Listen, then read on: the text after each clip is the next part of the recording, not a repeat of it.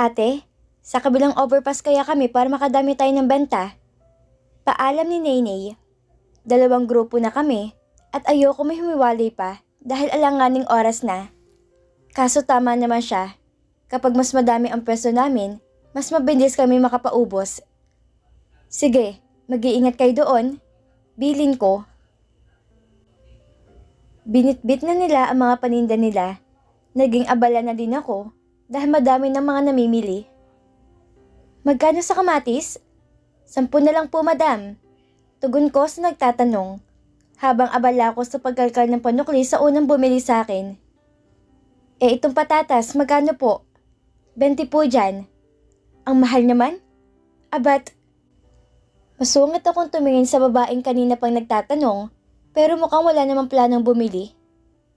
Kamusta na, bruha? Nakangiting tanong ni Betty sa akin. Ma Betty? Pumalatak siya at nagulat ako nang bigla siya magsisigaw. Kamatis, patatas, sayote at carrots kayo dyan mga suki. Natawa ako sa kanya. Bumili na po kayo dito nang kami makauwi na. Sigaw niya ulit. Anong ginagawa mo dito? Tanong ko. Ano pa ba? Malamang para makita ka. Parang may mainit na palad na humaplo sa aking puso dahil sa kanyang sinabi. Naiiyak ako, pero dahil dinumog na kami ng mga mamimili, sinantabi ko munang nararamdaman ko. Maaga kaming nakabenta, kumain na muna kami bago kami umuwi. Sumama sa akin si Betty. Tulog na ang mga bata sa loob. Kami ni Betty ang nakabantay dito sa gilid ng kalsada. Nakaupo at nagpapakiramdaman pa nung una. Anong alam mo? Tanong ko sa kanya. Nagpunta si Caitlin sa opisina kahapon. Sabi niya bakante na daw ang posisyon mo. Kaya naisip ko na agad na hiwalay na kayo ni sir. Tumawag din si Xavier kahapon ng hapon. Kinakamusta ka? Basta madami siyang tanong. Mukha nag-aalala. May alam siguro. Ano ba nangyari? Naghiwalay na kayo ni sir? Lumaki ako sa isang sindikato, Caitlin. Kinuwento ko sa kanya ang buhay ko. Kung uhusgahan man niya ako, ayos lang. At least nasabi ko sa kanya ang totoo. Nagpuna siya ng luha pagkatapos kong sabihin sa kanya ang lahat. Pati na din ang nangyari sa amin ni sir. Iyan nga ang sinasabi ko sa iyo noon, na sana si Xavier na lang. Kaso wala tayong magagawa. Mas gusto mo si Sir Ethan. Kasi nakita mo na kung gaano kalaking kanyang German sausage. Tiyak na naakit ka sa nasaksihan mo. Visit ka, Betty? Natatawa at naiinis sa sambit ko na may kasama pang pabirong tampal sa kanyang balikat. Natawa kaming dalawa na malakas. Wala namang pakaalam ang mga kapitbahay dito. Buhay na buhay pa nga mga kapitbahay. May mga nagiinom at may ilang mga kabataan na kanya-kanyang upo sa gilid nitong kalsada. Hindi ka ba nandidiri sa akin o naiilang dahil sa... Bakit naman? Kasi baka pag nakawan kita. Hinampas naman niya ako. Baliw ka? Hindi kita huhusgahan. Sa halip na aawa ko sa'yo at naintindihan ka. Si Xavier nga na mayaman at nagawan mo ng ganung bagay, nagawa ka pang gustuhin. Ano naman kaya ako na isandok at kaibigan mo? Talaga? Tinuturing mo akong kaibigan? Oo naman. Inakbayan niya ako. Basta nandito lang ako para sa'yo. Kaya mo yan. Baka tawagan ko si Sir Xavier. Kapag ligawan ko ulit, sa kanya ka na lang ha? Buti na lang at hindi ka pa nagpapitas kay Sir Ethan. Buti na lang talaga. Huwag na nga natin pag-usapan. Bawi din niya dahil muli naman akong nakaramdam ng kalungkutan. Mag-uumaga na nang umuwi si Betty. Kahit paano gumaan ang pakiramdam ko dahil sa kanya. Nakatulog ako na maayos. Ate, gising! May naghahanap sa'yo sa labas, nakakotse.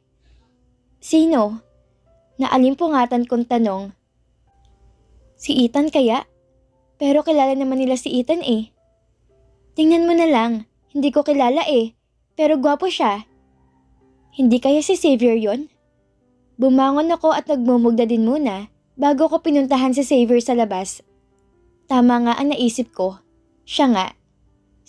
Xavier?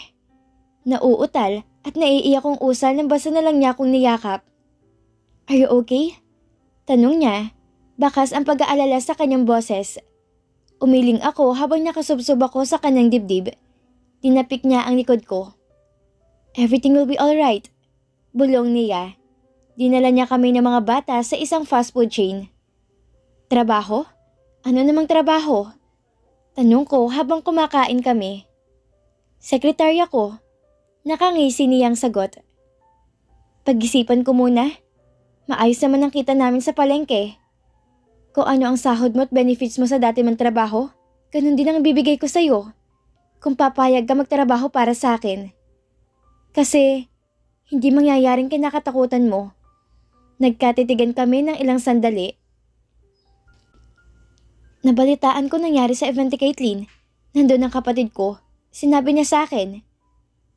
Kung nandun lang sana ako, kahit naman nandoon ka, hindi pa din magbabago nangyari. Totoo naman ang pinagsasabi ni Caitlyn. Yun nga lang, sana hindi na lang niya pinalabas na ninakaw ko yung alahas niya. Pati yung heirloom ng pamilya ni Ethan. Bigay yun ni Madam eh. Mali ko ba sa heirloom na yan?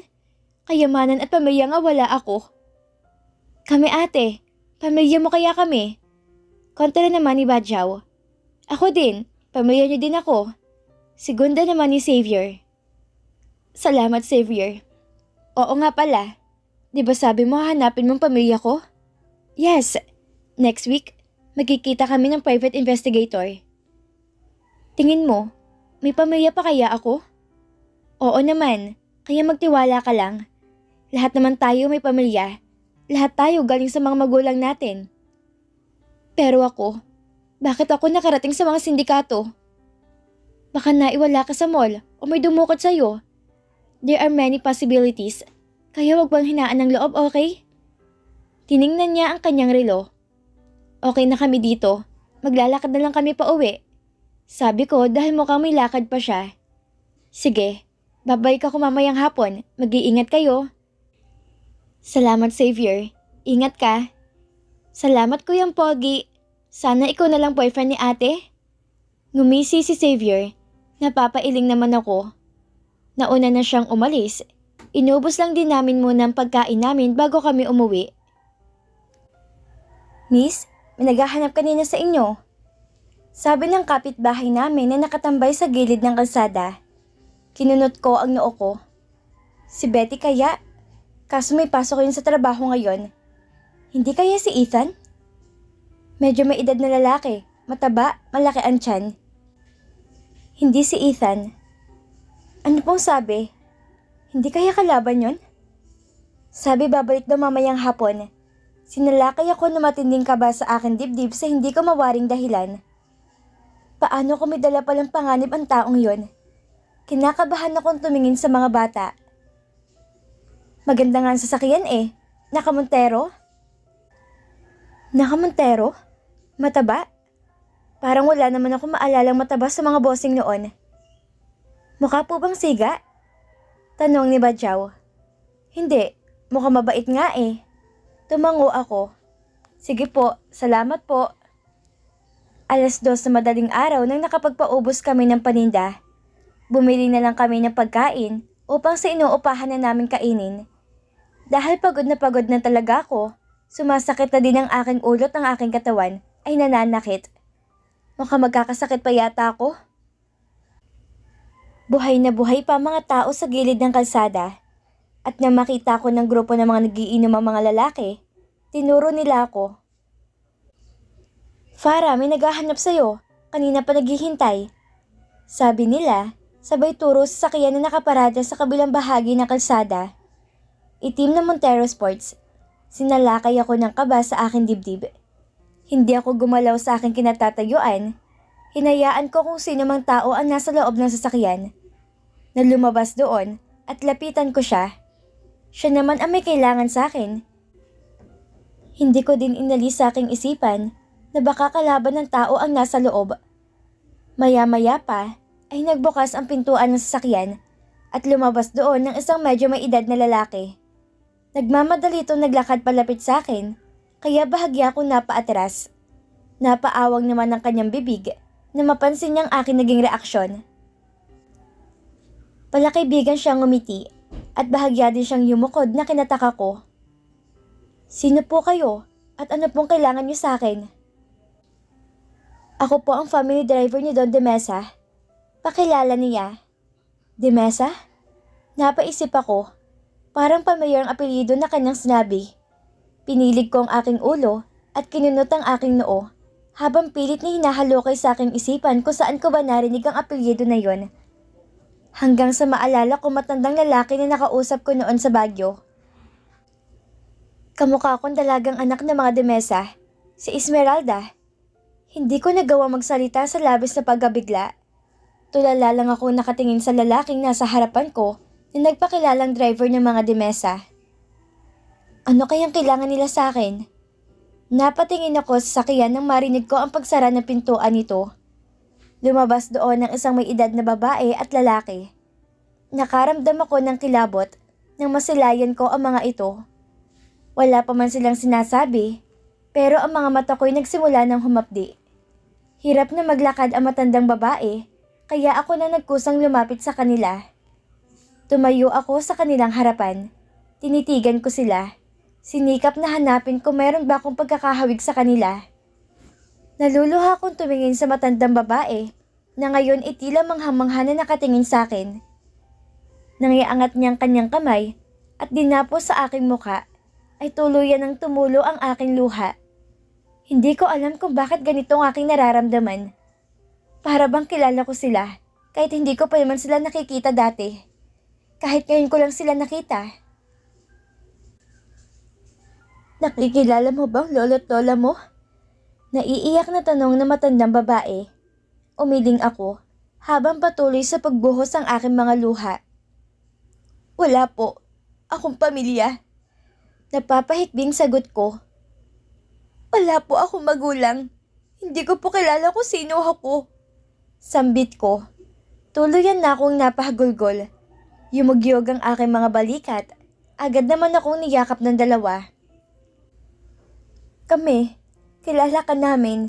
Kami ang pamilya mo. Kami ang lolo't lola mo. Sabi ng matandang lalaki sa basag na boses. Mas lalo pa akong naiyak nang marinig ko ang kanyang sinabi. Sa sinabi niyang yon, agad akong naniwala. Ramdam ng aking puso na nagsasabi siya ng totoo, na sila ang aking pamilya. Nagyakapan kami at nag-iyakan. Huwag ka nang umiyak, apo. Pasensya ka na kung natagalan kami sa paghahanap sa'yo. Akala kasi namin wala ka na talaga. Tahan na. Hindi ka na nag-iisa kasi nandito na kami. Aalagaan ka namin. Hindi ako makapagsalita sa labis na pag-iyak. Nag-uumapaw ang aking damdamin. Hindi ko lubos maisip na ang matagal kong hinahanap at hinahangad na pamilya na makita ko ay narito ngayon sa aking harapan. Yakap ko at binibigyan ako ng pag-asa. Lola ko! Iyak ko habang yakap ang matandang babae. Naiiyak siyang tumawa at ginantihan din niya ako ng yakap. Niyakap ko din ang matandang lalaki pagkatapos. Sumama ka na sa amin. Sabi ng matandang babae. Uuwi na tayo sa totoo mong tahanan. Muli namang bumuhos ang luha ko. Ang sarap lang pakinggan ng sinabi niya. Tahan na. Ito ang pinakaasam-asam ko mula nung ako'y bata pa. Pwede po ba nating isama ang mga bata? Nilingin ko ang mga bata na nasa gilid. Naiiyak habang nakatanaw sa amin. Ate, iiwan mo na ba kami? Iyak ni Botchok. Umiling ako. Hindi ako aalis na ako lang. Kailangan kasama din sila. Kasi pamilya ko din sila. Siyempre, isasama natin sila. Halina kayo, sumama na kayo. Saglit lang po, kunin lang po namin yung mga gamit namin. Sambit ng mga bata. Isa-isa na silang pumasok sa loob ng bahay upang kunin ang mga gamit namin. Pumasok na muna tayo sa loob ng sasakyan, iha. Sabi ng matandang ginang. Sinabi niya na kaninang 8:00 pa daw sila nandito at naghintay, kaya nangawit na daw siya sa pag-upo. Tiningnan daw nila ako doon sa isang palengke, pero wala daw kami doon. Sa iba kasi kami pumesto kanina dahil naagawan kami. Paunahan kasi doon. May mas maaga pa sa amin kaya ayon. Uuwi na nga sana kami kanina. Kaso nakahanap kami na mapopestuhan. Kaya naman pala, may naghihintay pala sa akin. Diyos ko, ang sakit ng balakang ko. Daing na matanda pagkaupo namin sa sakyan. Hilutin ko po mamaya. Presinta ko naman. Ngumiti siya at inakbayan ako. Hinalikan din niya ako sa aking noo. Napakabango na matanda, kaya nakaramdam ako ng pagkailang. Galing ako sa palengke at kung ano-ano klaseng amoy at pollution na din ang dumikit sa aking katawan. Bakit kayo po ang nagpunta? Nasaan po ang mama at papa ko? Tanong ko habang nasa biyahe kami. Walang sumagot sa tanong ko, kaya nanahimik na lang din ako. Baka nasa bahay sila at naghihintay sa akin. Isip-isip ko. Pero pagdating namin sa kanilang mansyon, mga kasambahay lang ang sumalubong sa amin. Siya ang nag-iisa naming apo, si Isabella. Naiiyak na sambit ni Lola. Isabella? Manghakon tanong. Yes, iha. Your name is Isabella. Naiiyak siyang tumitig sa akin. Finally, my granddaughter is home. Niyakap niya ako na mahigpit. Ginaya niya kami sa kanilang dining. Napakahaba ng kanilang mesa na punong-puno ng pagkain. Agaw pansin din ang mga mamahaling kubyertos. Kumikinang at batid kong ilan dito ay yari pa sa totoong ginto. Ang yaman naman nila. Grabe. Hindi ako makapaniwala na galing ako sa mayamang angkan. Nananaginip ba ako? Kinurot ko ang aking pisngi. Aray! Anas ko na makaramdam ako ng kirot. Ayos ka lang, iha? Tanong ni Lola. Opo.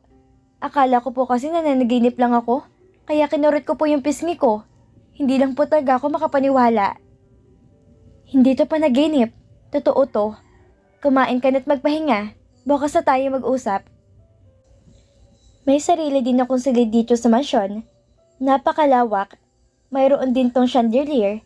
Ang ganda pa ng aking kama. Hirap pa akong sumampa dahil napakataas nito. Dahil sa kapal na din ng kutsyon. Ang mga bata ay nasa guest room na tulog. Nakaramdam ako ng kaginhawaan nang lumapat ang pagod kong katawan sa malambot na higaan. Hindi na ako naghugas ng katawan. Pagod na kasi talaga ako. Pero hindi naman ako makatulog dahil sa sobrang saya. Kaso mas masaya sana kung sinalubong din ako ng mga magulang ko. Nasaan kaya sila? Hindi naman ako sinagot kanina ni Lola.